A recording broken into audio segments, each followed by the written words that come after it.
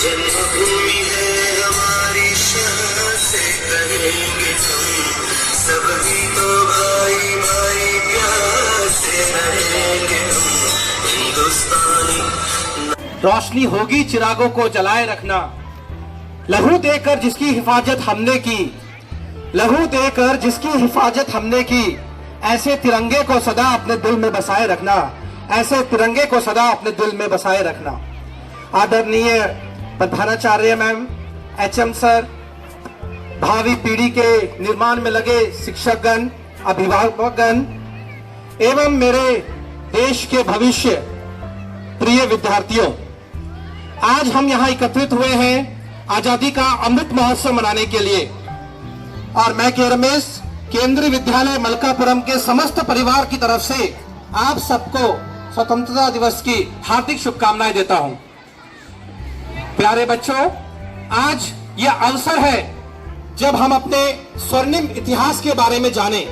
मैं अपनी बात शुरुआत करूंगा वहां से जहां पर इस दुनिया में 3 कॉन्टिनेंट्स के बारे में नॉलेज था।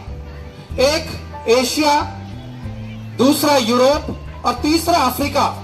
इन 3 कॉन्टिनेंट्स के अलावा किसी भी कॉन्टिनेंट का ज्ञान ना किसी को था और ना किसी को मालूम था। और ऐसे में लोग देखते थे भारत की ओर। भारत एक ऐसा देश था जहां पर बहुत सारे धर्मों का उद्गम स्थल, हम सब जानते हैं कि हिंदुइज्म, बुद्धिज्म, जैनिज्म, सिखिज्म, इन सब धर्मों का उद्गम स्थल भारत था। स्पाइसेस के प्रोडक्शन में भारत का एक नाम था।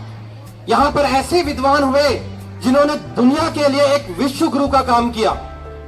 और बच्चों, जब पूरा यूरोप ये खोज कर रहा था कि किस तरीके से ऐसे भारत तक पहुंचा जाए, तो आपको सुनकर आश्चर्य होगा कि north America, south America, Australia, ऐसे कॉन्टिनेंट्स की खोज भी भारत की वजह से हुआ।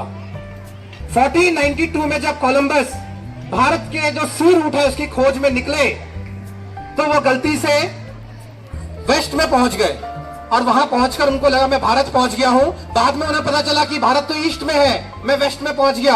उन्होंने उसको नाम दिया वेस्ट इंडीज, सेंट्रल अमेरिका जिसको हम कहते हैं। उसके बाद धीरे धीरे अमेरिको विस्पुकी के द्वारा पूरा नॉर्थ अमेरिका, उसके बाद डिफरेंट आप कह सकते हैं कि यात्रियों द्वारा साउथ अमेरिका, स्पेन के लीडरशिप में, तब दुनिया का पता चला जब दुनिया भारत की ओर देख रही थी। कुछ कारणों से मैं सिर्फ एम्फसाइज करूंगा, कुछ कारणों से हम गुलाम हुए और ये जानने की जरूरत है कि वो कारण क्या है। वो कारण है लैक ऑफ यूनिटी। इसके बारे में हमें पता है। और जब भारतीयों को यह एहसास हुआ कि हमारे पूर्वज कौन हैं, हमारा इतिहास क्या है, तो बच्चों उसके बाद आजादी की जो मुहिम शुरू हुई, फिर वो रुकी नहीं, वो भटकी नहीं, वो चलती गई। और भारत में जो लीडर्स है, जनता है, उनका जो कंट्रीब्यूशन है, उसको 2 वर्ड्स में डिस्क्राइब कर सकते हैं। एक को हम कहेंगे मॉडरेट्स। आप सब मेरे साथ बोलिए, एक को बोलेंगे मॉडरेट्स, जोर से बोलिए, एक को बोलेंगे मॉडरेट्स, दूसरे को कहेंगे एक्सट्रीमिस्ट, दूसरे को कहेंगे एक्सट्रीमिस्ट।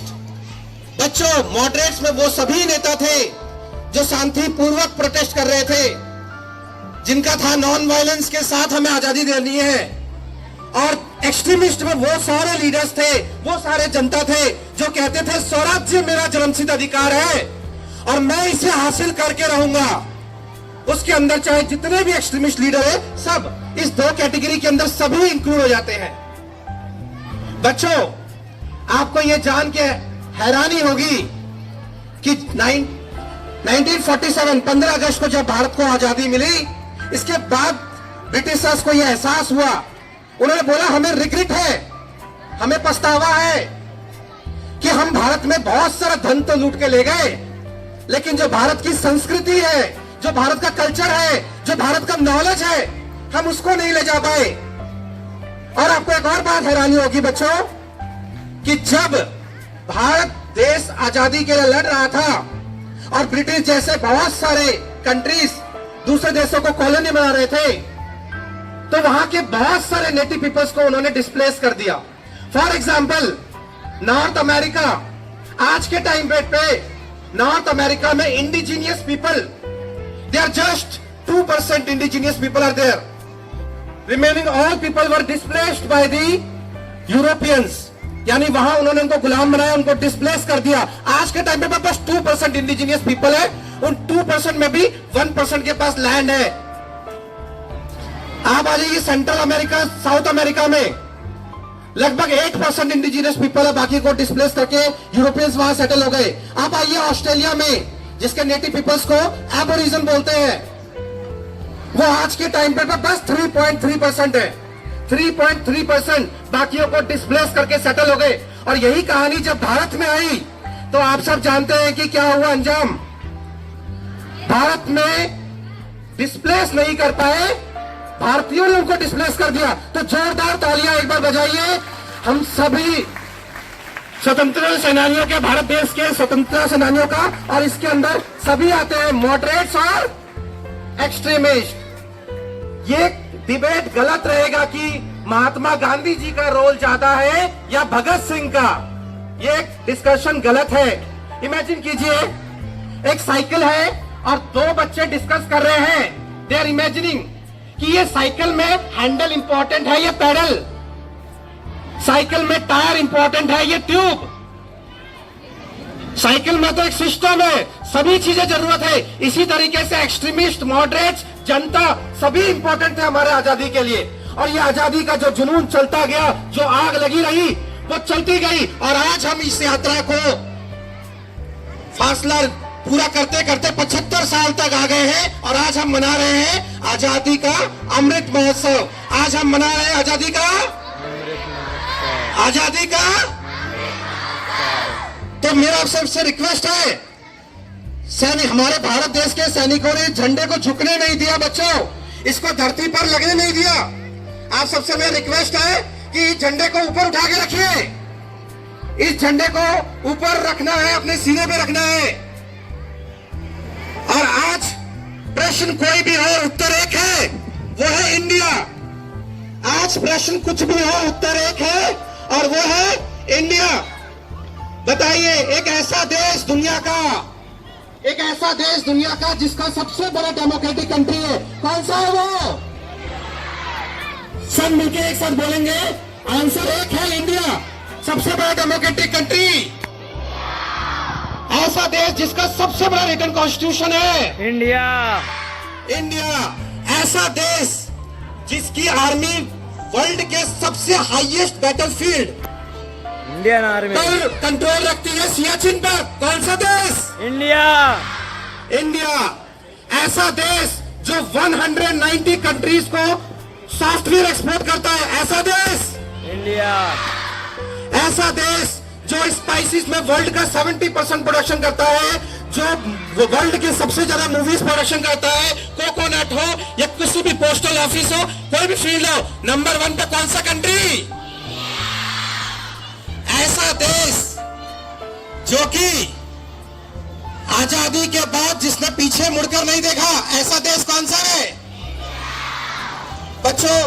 ऐसा देश वर्ल्ड का जिसमें 25 बिलो 25 एज ग्रुप के सबसे ज्यादा लोग रहते हैं।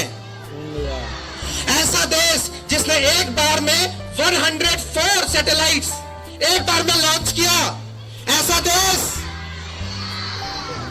बच्चों, एक ऐसा देश जिसने लगभग जो है वो एक बार में, देखिए 60, आप कह सकते हैं कि यूएसए ने 16 अटेम्प्ट में मंगल पर अपना यान भेजा, 16 अटेम्प्ट्स। रशिया ने 19 अटेम्प्ट्स, और एक अटेम्प्ट में मंगल ऑर्बिट्स पे मंगल मिशन पूरा करने वाला कंट्री कौन सा है? इंडिया। वर्ल्ड को जीरो, ट्रिग्नोमेट्री, अलजेब्रा, चेस, ये गेम्स किसने दिए? और बच्चों, जब 26 मई को स्विट्जरलैंड में भारत के एक राष्ट्रपति गए तो स्विट्जरलैंड ने उस दिन को साइंस डे के रूप में मनाया। ये थे एपीजे अब्दुल कलाम। और वो कौन से देश से थे? इंडिया। तो एक साथ बोलिए, भारत माता की, भारत माता की, भारत माता की। ये आग आपके दिलों में रहना चाहिए। ये आग आपका जो एकता का है, देशभक्ति का है, ये आग जलता रहना चाहिए। मेरे सीने में नहीं तो तेरे सीने में ही सही, मेरे सीने में नहीं तो तेरे सीने में ही सही, हो कहीं भी आग, ये आग जलनी चाहिए, ये आग जलनी चाहिए। जय हिंद, जय भारत।